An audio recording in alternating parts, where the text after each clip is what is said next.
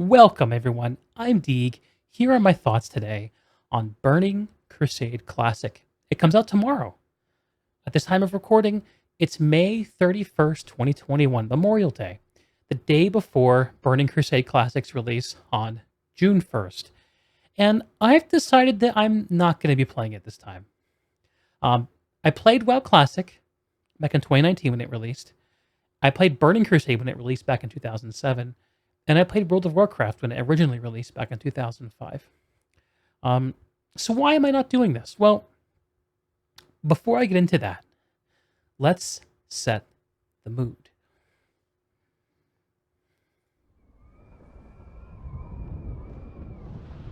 Oh yeah.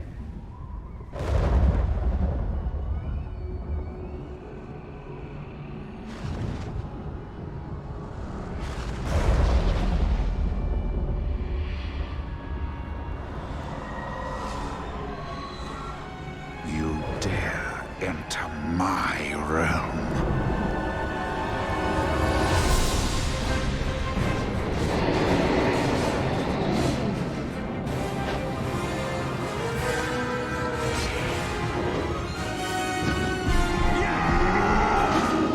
Valor Shoulders. Outland?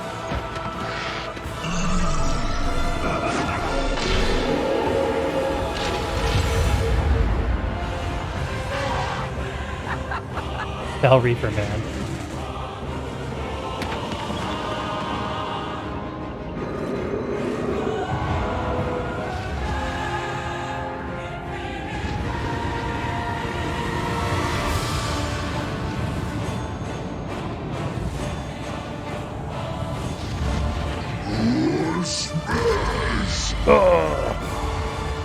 Your Karazhan. hubris has brought you to this end. Take my blood and choke on it. Death to the outsiders! I'll turn your world upside down. You are not prepared. Yeah, brother. Ooh. That is hard. You saw the Carbot version of this? What does that mean? So, Burning Crusade Classic is coming on out, and you can see my excitement about it. A couple things to pick out from there. Number one, I mentioned the Valor Shoulders thing, whatever. That's a laugh. For me, one of the sounds that every time I hear it, it makes me cringe. See if I can find the moment from the trailer. Oh, where is it? It was the Fell Reaver. Hi, Young. Oh, here we go. Yeah. Listen to the sound the Fell Reaver makes.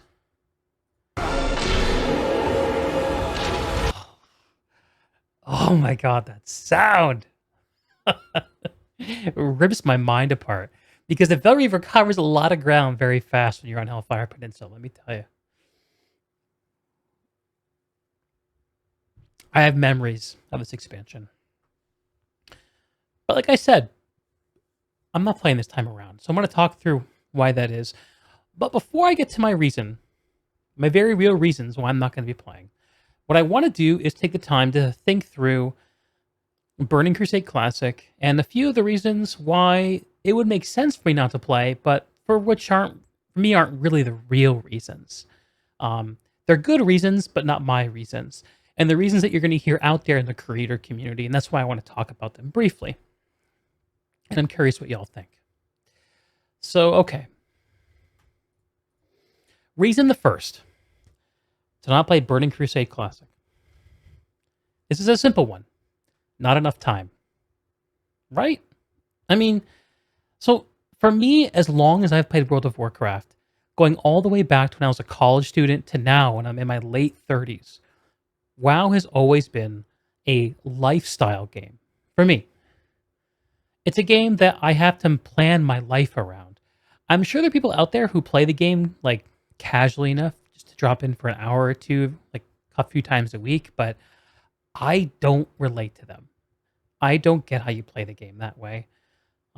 I think World of Warcraft, as it was and as it is a game that rewards you for time spent above all else.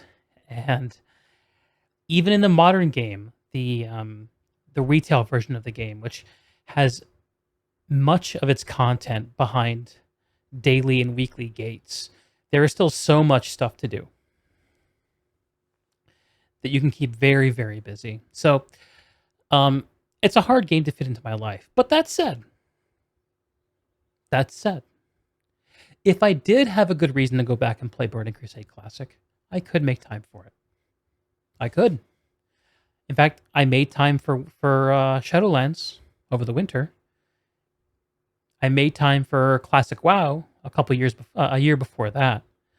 Both enjoyable experiences, both a few months where I was playing a lot and then got to the end of it. So, for those who can't play because of time, I respect it. Um, right now, I guess for me, the complaint of not enough time is really a question of, is this something I want to make time for? And for reasons you're going to hear, the answer to me right now is no. Other reasons you'll hear people talk about playing or not playing Burning Crusade Classic. This is a very hot topic. And this is the cash shop. Okay. I don't even know if we know the final form of the Burning Crusade cash shop is. So, WoW Vanilla and Burning Crusade back in 2005 and 2007 were games where the only way you could give money to the developer was through your subscription fee. That was it. That was the only way money was getting into Blizzard's pockets. $15 a month, which I think early on was seen as a very good thing, a very stable source of revenue. Over the years, as the gamer audience has evolved and as World of Warcraft has evolved with it, we've seen a change and an introduction of cash shop into most games and microtransactions, and World of Warcraft is no different. In World of Warcraft retail, there are all kinds of character services. You can change your race, you can change your faction, you can move servers, you can buy mounts that are only available on the store, and most importantly, you can buy gold. The main game currency in the game you can buy directly with cash money via the WoW token system, which allows people who don't have money to buy game time by playing the game, and then allows people without time to buy gold with their wallets.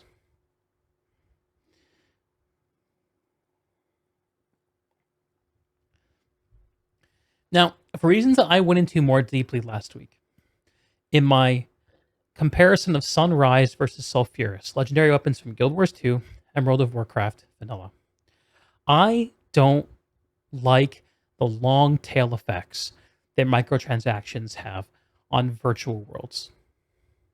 My basic thesis here, and I'm not going to get into it all the way deep, all the way down, but my basic thesis here is that microtransactions and the existence of parallel economies that can cross-pollinate into the game economy serve the purpose of diluting all the things you can achieve within the game.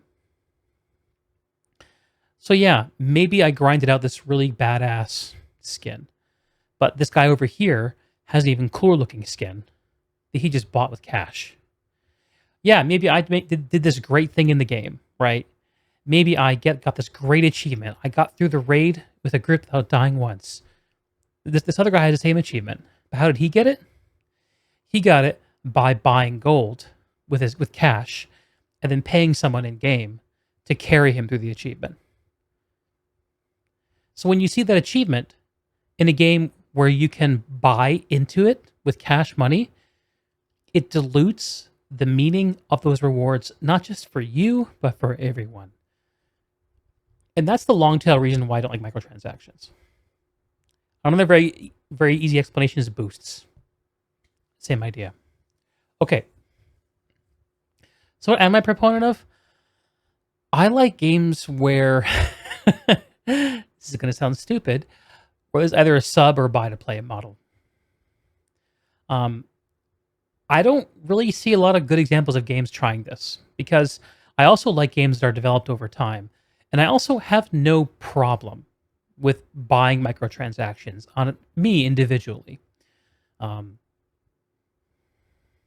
but here's the thing that I do when I go down the path of saying, well, I don't mind paying extra money to support these guys. It's fun.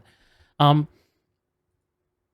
Sometimes I think the proper point of a useful point of comparison for me is the way that I feel when I'm consuming things like Spotify content.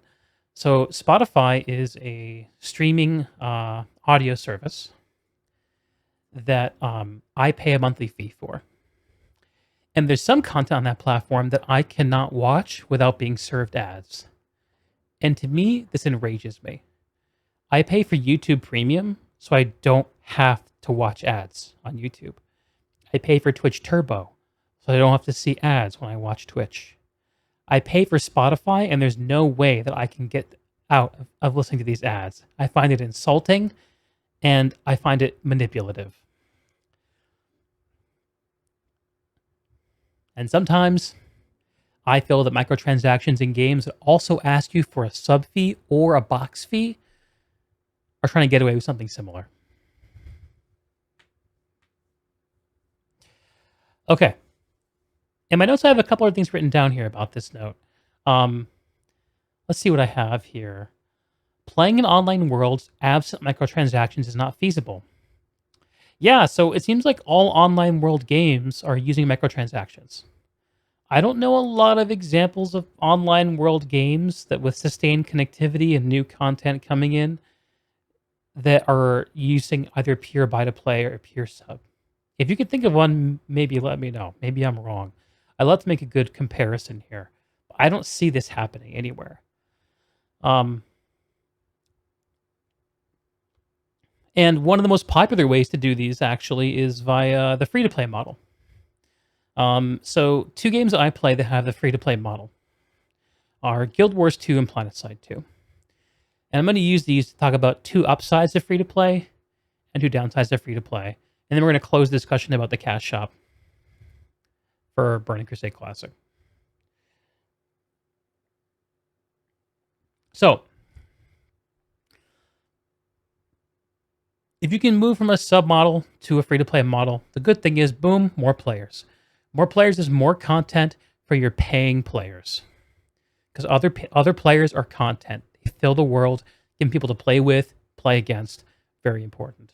Number two, it's possible if you want to support the developers with more money. I do this with PlanetSide 2, I'll be honest. I put money into PlanetSide 2 that I don't need to enjoy the game because I like the game and I want to help the publisher out. And I'm in a position to actually do so if I want to. Sorry, not publisher. I guess it's the publisher. Freudian slip, but so that's an upside if you want to look at it that way. Downsides, like I mentioned before, about the reward economy being diluted by cash.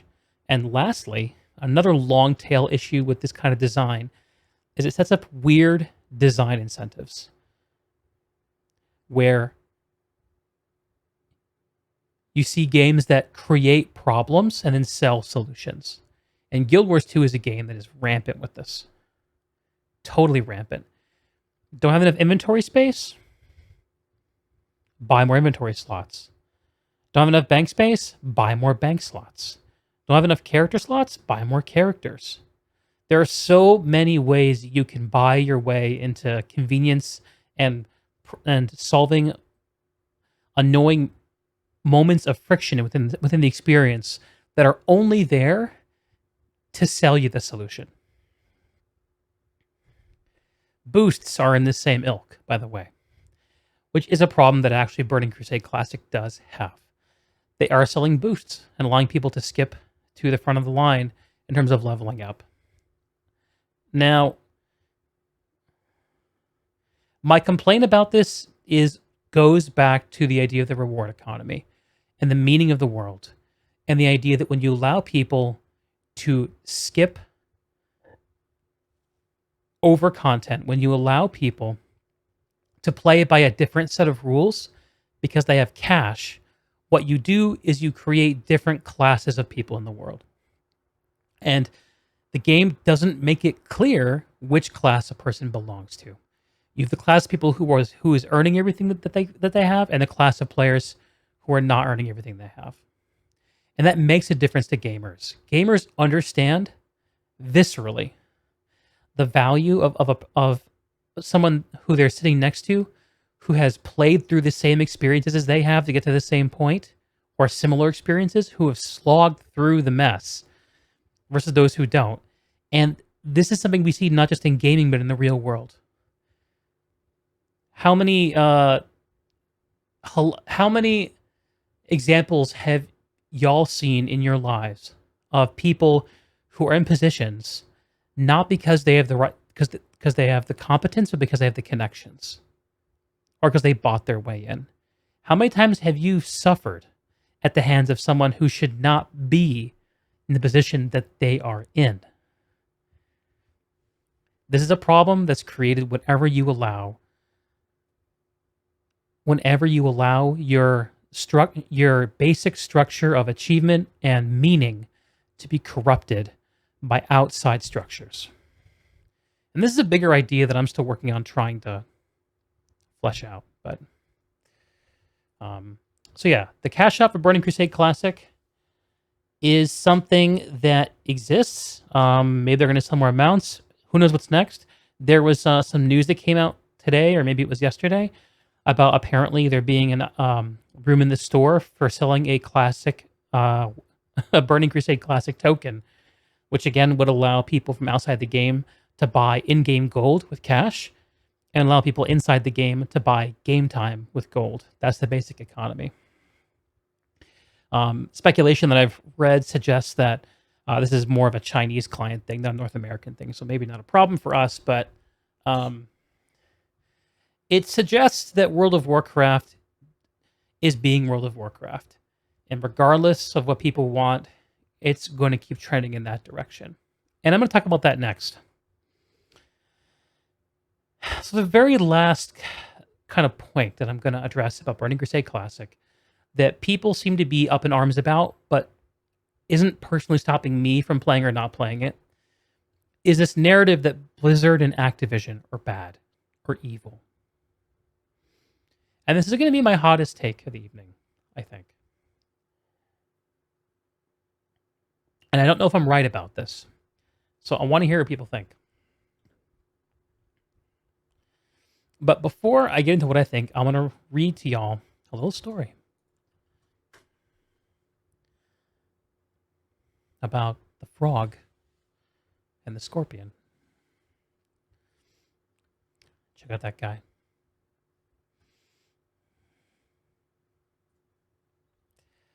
What is the scorpion and the frog? According to Wikipedia, thanks Wikipedia, it's an animal fable that teaches us a lesson. What is that lesson? Let's read the synopsis. A scorpion wants to cross a river, but cannot swim. So it asks a frog to carry it across. The frog, knowing scorpions, hesitates, afraid the scorpion might sting the frog, killing it. But the scorpion reasons with the frog. If I did that, we'd both drown. The frog considers this argument sensible and agrees to transport the scorpion. So the frog lets the scorpion climb on its back and begins to swim. Midway across the river, the scorpion stings the frog anyway. The hell! Dooming them both. Dying and sinking, the frog asks the scorpion why it stung, despite knowing the consequence, to which the scorpion replies, I couldn't help it. It's in my nature. And this is a dramatic way for me to say that all the behavior I've seen as an outsider from Blizzard and Activision doesn't suggest to me, with regard to World of Warcraft, doesn't suggest to me that they're evil or that they have negative intent or they're incompetent. Rather, it suggests a different nature, a nature that is easier for you and I to relate to. And again, this is the hot take. My contention, from what I've seen, playing Classic WoW, playing Shadowlands, from watching the WoW conversation, and especially the way developers talk about the game to community members over the years, is that Blizzard is a company that desperately wants to make people happy. So how would they do that? Let's see if I'm right. Well, let's think about casual players. People who are logging in, for the weekend, squeezing in a few hours of game time with their buds. They want low friction. They want to get in and experience what it's like to be a warrior or a priest or a rogue again. So what do casual players want? What they want is when they show up to that experience, they want to be able to sit down and play rather than deal with a bunch of bullshit. Casual players need convenience. What's that look like? How about Dungeon Finder? There's 3 of us and we need 2 more. I don't want to sit in the capital city spamming for an hour and a half to get 2 people to play. Give us a Dungeon Finder queue. How about catch-up gear? I don't have time to grind the old raid so I can play the new raid. Okay, well, let's make it so that everyone playing when a raid is released can jump into the new raid. We want people playing the current content, so we'll make it easy for them to get content that's comparable to the best in slot for the previous tier. So they can jump in, enjoy the new content. How about gear? Well, gear is complicated, and understanding what gear is good is hard. So how can we solve that problem? Well, what if we make it so that no gear is bad? And all specs across a given class use basically the same stats. That's what they did. And people in World of Warcraft retail today more or less rely on a single number, which is the item level of a piece of gear, to determine its power, rather than its combination of stats. Convenient. A couple other things I can think of would be the ability to change specs without paying a fee. This is a big difference between WoW Classic and WoW Retail. You can change between tanking and PvP and DPS like that. Also cross-realm, so you no longer have to worry about playing in the same realm as your friends. About the only inconvenience factor that's still left in the modern game is faction. And I wouldn't be at all surprised if that inconvenience factor went away at some point. Because casual players are a overwhelmingly large part of the audience for games like World of Warcraft. Especially as more and more people who are making time to play video games are people in an older demographic who usually have more responsibility and less time. These players are huge and they have money and they want to feel like they're a fucking gamer. So Blizzard makes these players happy. And this to me explains the cash shop. This to me explains Dungeon Finder, all these things. Flying everywhere, whatever. So let's think about what hardcore players need. Well, we know that we're already going to dilute how much their achievements matter by giving casual players catch-up gear, by putting dungeon finders in. So if you put together a group, who cares how good of a social person you are, whatever. We're going to make gear simple so you don't have to think hard about it. So all your min-maxing is not that rewarding anymore. But what Blizzard's reason the hardcore players want is they need certain pillar game modes to keep them busy and to challenge them. So we get raids, mythic dungeons, battlegrounds, and arenas.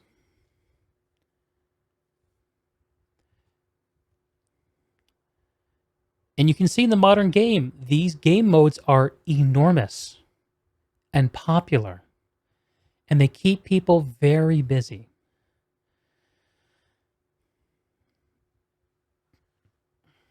I don't have a lot more to say about that. In a lot of ways, my experience playing Shadowlands, and to a lesser experience playing Classic, is that the people who are playing World of Warcraft in a more involved way are, by percentage, more likely to be highly competitive, very, I want to say athletic, but not athletic in the sense of physically like their body, but athletic in the sense of like esports. The athleticism required to engage with and play these game modes is higher, way higher than it used to be. And it's not just about how difficult the content is, but it's just about how good everyone is, and the power of the tools and the communication methods we have now compared to back in the day. So what's the last piece of the Blizzard making people happy pie? Well, it's the investors. Duh. The investors love the casual players because they're quiet and they buy their microtransactions and their boosts and their mounts. Hardcore players buy them too, but hardcore players are fewer. The thing about hardcore players is that if you don't keep them busy and occupied, they're the ones who control the social media conversation. That's a variable there. So I guess my hot take here is that if Blizzard has failed in Shadowlands, in WoW Classic, in Burning Crusade Classic, their failure is predominantly a failure of generosity. Now, there are very significant retorts that can be easily made about this. I think one big one is botting. I don't know enough about that to really contend with it, to be honest. But looking at the community conversation, like when I hear Ian Hezekiah talk about the game, to Preach and other people, hearing other devs talk to other community members, I get the overwhelming sense that number one, the hardcore players who need to be kept busy with these pillar game modes are a minority, a very vocal minority. That the casual players are actually the ones who are paying the bills, and that they are happy for the most part.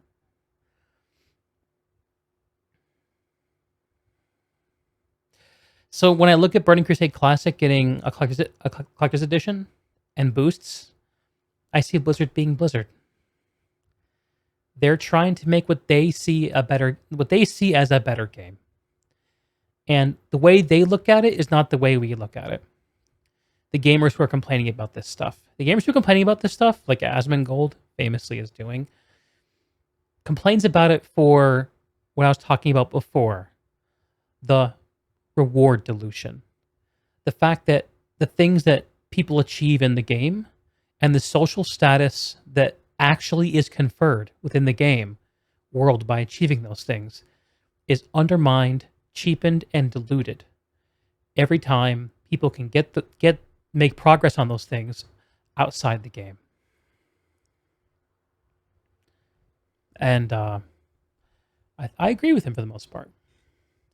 But actually, this is not stopping me from playing Burning Crusade. Actually, there was a short time where I was thinking about getting back into Burning Crusade using the boost. Because, for me, my character's on a PvP realm. And I do not enjoy the way that people play on PvP realms in the modern era.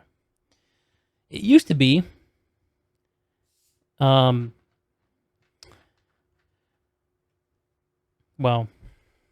I guess I'll just leave it at that. So again, the three things that we just talked about in terms of reasons why people are justifiably not playing Burning Crusade Classic, but are not my reasons, are they don't have enough time, it's a lifestyle game. They object to the cash shop and the idea of it, or they object to Blizzard and its custodianship of the game. And my responses to those ideas are, anything meaningful can have time made for it. 1. 2, the cash shop is just the way things are in gaming today. We should make noise about it, but we have to accept the world as it is to some extent. And number 3, Blizzard's trying to make people happy. Okay.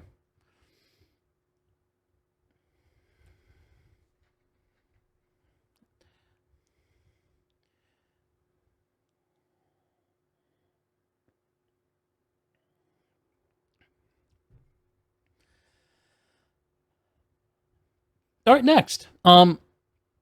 So what's the real answer for me? What's the Deeg answer? But why I'm not jumping into Burning Crusade Classic? Well, for a while back, I took a test. I about my Bartle type. If you don't know what Bartle type is, a dude named Joseph Bartle, who was working on MUDs, early text games, came up with a model to describe the way people prefer to engage with those games and those online shared worlds. And the types were socializers, explorers, killers, and achievers. Hopefully, all those types should be self-explanatory. But he plotted this on 2 axes, and I'm gonna see if I can find a visualization. Bartle types. Yeah, there's some good visualizations of this. While I'm pulling this up, Sauce and Binder says, "Can't people just make their own hardcore servers with no shops and only non-casual players?" You can. People have made private servers before, but they have serious issues because they're going off of community efforts, and they're not. I think they're not technically legal. So like the Nostalrius realm, which was the most popular and significant effort to make a WoW Vanilla private server before WoW Classic came out, famously got taken down by Blizzard with a legal takedown notice. And it's believed by a lot of people that that process that was kicked off by that is what eventually led to WoW Classic being a thing. So, I mean, technically, yes, that can happen, but another problem with that notion, Sauce and Binder, is that because there is an option to play the game by Blizzard with the power of that company behind maintaining it and the access they have to all the right data, a lot of people are not going to play in the private server realm because there is another option, even if that option is fundamentally weakened or flawed in some way. So I imagine there are people who are still playing on private classic servers, but I imagine those servers are pretty empty. And Burning Crusade would be the same way too. It's my guess. Okay, so Bartle types. Here are the 4 types we talked about. So you see these 2 axes.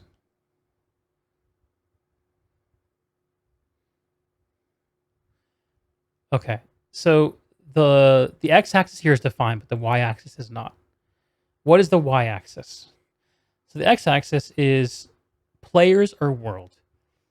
What do people want to tangle with? Players or the world? The y-axis is, the top part is acting on, and the bottom is interacting with. So if you're a killer, you like acting on players. If you're an explorer, you like interacting with the world.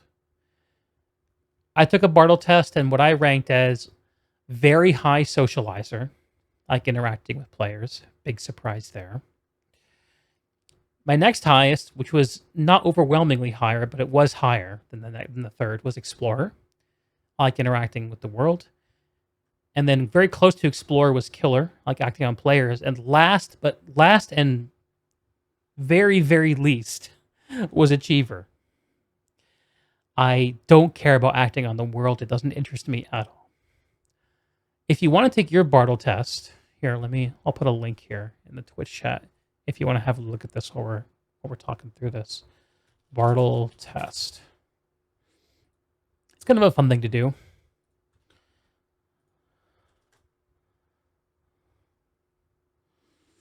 There's the link.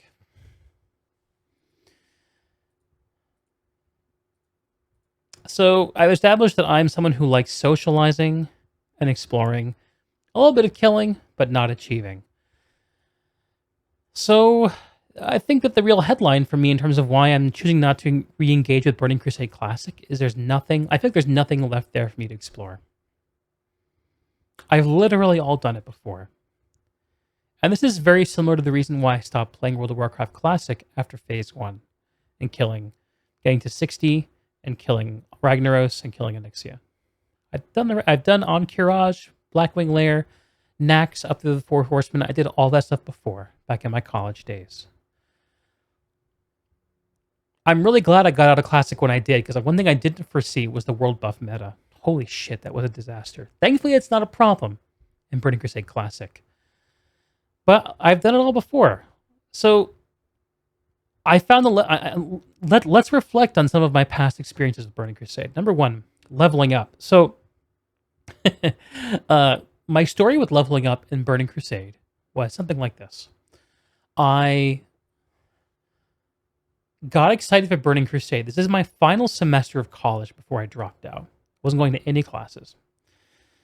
And I got excited. I wasn't playing at the time, so I reinstalled, I reactivated my account and leveled up my character to 60.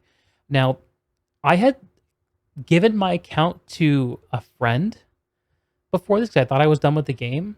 He stopped using it, so I took it back. Within a few weeks of getting the account back, it had gotten banned for some idiot thing that my friend had done. I don't remember any of the details, but I remember being devastated. So what did I do? I made a new account and I leveled 1 to 70 in 4 weeks.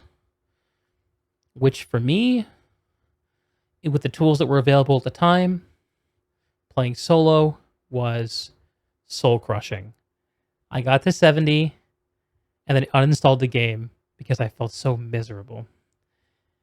And then I dropped out of college and went back to live with my parents and dealt with that situation for a while. I eventually did come back to play more Burning Crusade. I think it was just before Black Temple, I got in and I got to experience Karazhan and the Eye and Highjaw, and all those raids are great. Highjaw is a ridiculous slog. I blasted through the dungeons on the way there. I don't really remember the dungeon gearing that much. A lot of people really enjoyed playing dungeons in Burning Crusade. So if I did go back and play at some point, something changed, doing dungeons could be a fun thing for me. But if I do go back, it'll be after everyone's already progressed past them. So who knows? Yeah, Karazhan was great. I had some really fun experiences playing Karazhan with some other latecomers. Because don't forget, like back then, like, yeah, it was a hype moment, but there are a lot of people who were still trying to get into World of Warcraft in the middle of the expansion in those days. It wasn't like if you weren't there at the launch, you missed it by any stretch. So Karazhan was a hoot. Highjaw was cool once, and then it was a complete slog. Black's Temple was enormous. Slogging through that place, it was thrilling. It was an exciting raid, but man, it was a lot of bosses. And I remember thinking that Sunwell was very fun and challenging. I really enjoyed Sunwell, and I had a really good guild to play it with at the time. I remember thinking that the new faction neutral city, Shattrath City, was very bland. I'm sure others won't find it so, but I did. And there are some good gaming experiences in there that, for me, are mixed in with a very rough place in my life. And I don't need to revisit those experiences. So yeah, I've seen it all before, and gameplay-wise, Burning Crusade is like Classic was when it came out, a solved game. I'm a person who doesn't mind playing off meta. Like, I kind of enjoy it. But tinkering is just generally the most fun when a game is not completely solved. And this is one of the things that got me interested in playing Shadowlands when it released. Yeah, like, people figure out the meta pretty quick, but you can enjoy the game without everyone knowing exactly what the best way to play it is for a little while. And there's a certain freedom and chaos in that is enjoyable to be a part of. As part of the explorer, also part of the socializer. So everyone's trying to figure out, and we're all collaborating and communicating. It's a really fun time to be part of a game. And when you're just going through an experience that's already been solved for years, it's not about collaborating, it's about obeying. And that's not fun. And don't forget that when Burning Crusade came out in 2007, it was the first expansion to the biggest MMO ever. And there were major questions about the future of this game and what it was going to be forever on and ever on. We know these answers now.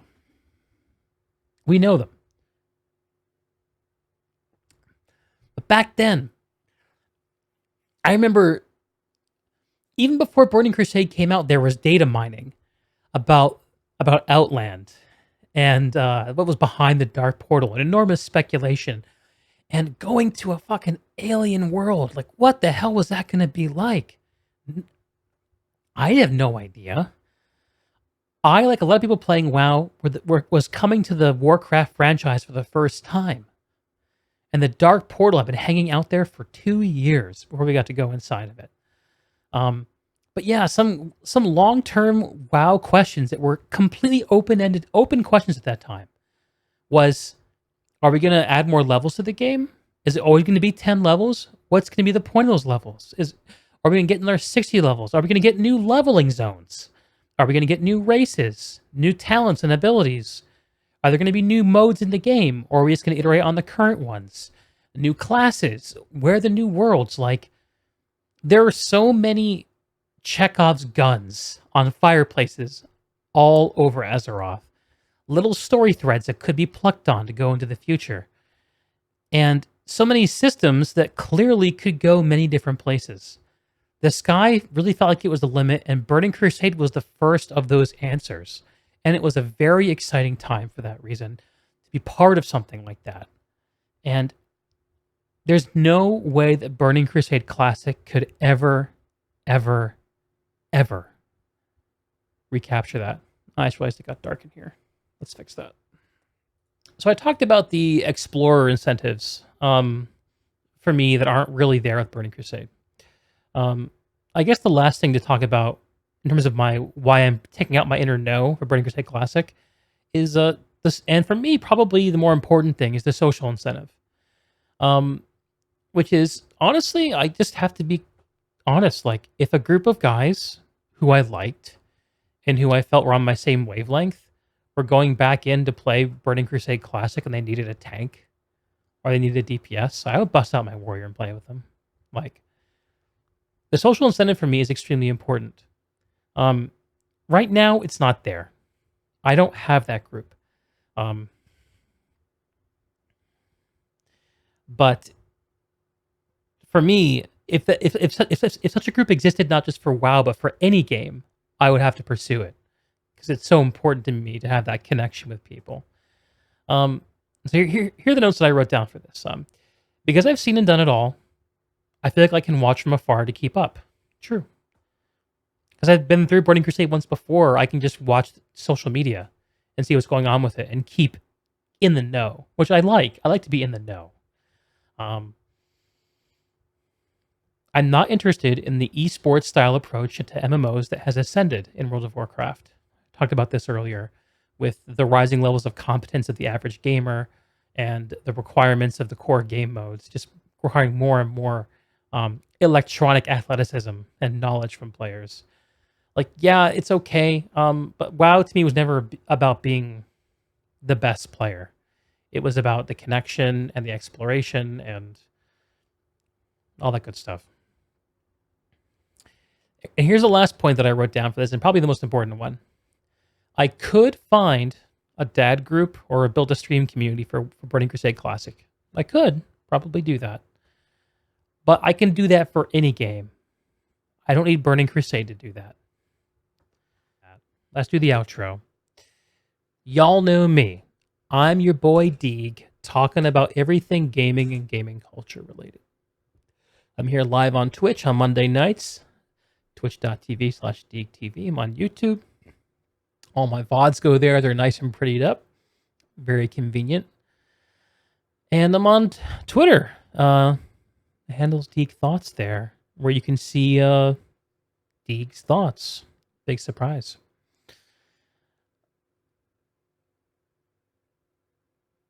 If you're watching this, then Burning Crusade Classic's already been released, and you're probably busily playing it rather than listening to me. But if you are listening to this, I would love to hear what you think about the points that I raised today. If you want to, you can support me on Twitch here with a sub. If you want to, you can go to my Patreon and support me there. But the best way you can really support me, in my opinion, is to tell me what you think. That's what I care about. I just want to connect with y'all and figure out what the deal is with all this stuff. And I believe it's a fundamentally collaborative problem, not something anyone can figure out by themselves.